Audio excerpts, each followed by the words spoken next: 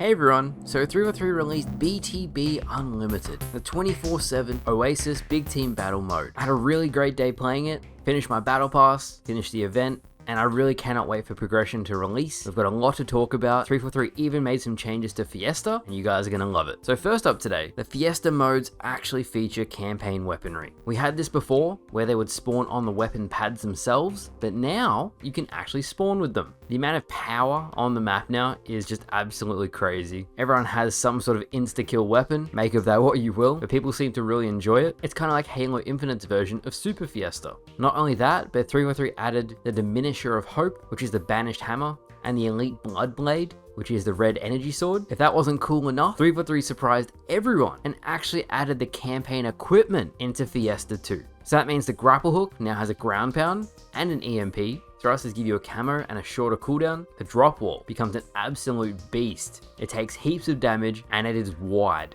And finally, the threat sensor. It gives you a massive radius. If there's people hiding in a room, you know exactly where they are, how much health they have, and it's pretty handy, honestly. Of course, you still have the repulsor and the shroud screen. They're still in the game mode too. Next up, we have the new mode that 343 has added into BTB, Gun Game or Escalation Slayer. Found myself running a lot. I would die and I have to run all the way across the map to find people again. I found myself running more than actually shooting, which I think is a problem. There is no vehicles, so if you die or you keep dying, you're gonna spend a lot of your time out of the action. So I don't know if there's any way 343 can actually make you get back into the combat faster, but just some feedback I thought I'd include. I found there's a really cool spot playing Escalation Slayer on Oasis. I just sit behind this box and the whole team walks past me and I backsmack all of them. Next up today, we have the Bandit as a starting weapon. The very first time the DMR without a scope is a starting weapon on Halo Infinite. I used it all day and I'm going to be doing a full breakdown of the Bandit in the next couple days, but for now, I noticed it was less effective than the sidekick,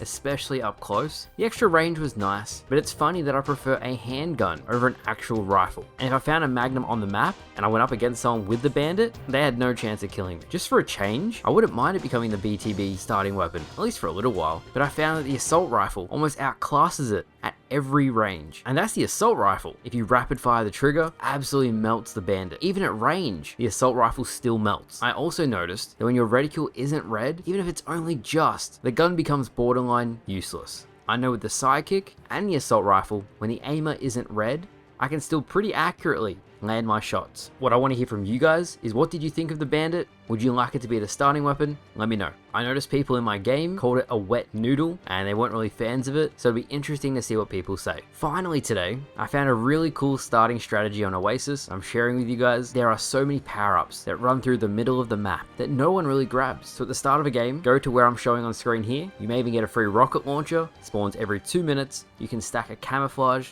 and an overshield. It gives you a huge advantage. I also noticed no one goes here, so it might really help some players if you're struggling to get some kills. So that about wraps up today's video, guys. I've got a juicy video coming out tomorrow. There were some changes in the store today, $14 for one coating, so keep an eye out for that. It's going to be a good one. I'm also going to include cross-core into it because you guys have been asking for that too. But thank you all for watching. Let me know what you think of Halo Infinite's new playlist. The update to fix your frame rate and all the other issues goes live today, so I'll include the patch notes in tomorrow's video. But thank you all for watching. I hope you all enjoyed. So happy I got a kill in there, by the way, in the new mode, and I'll see you guys later.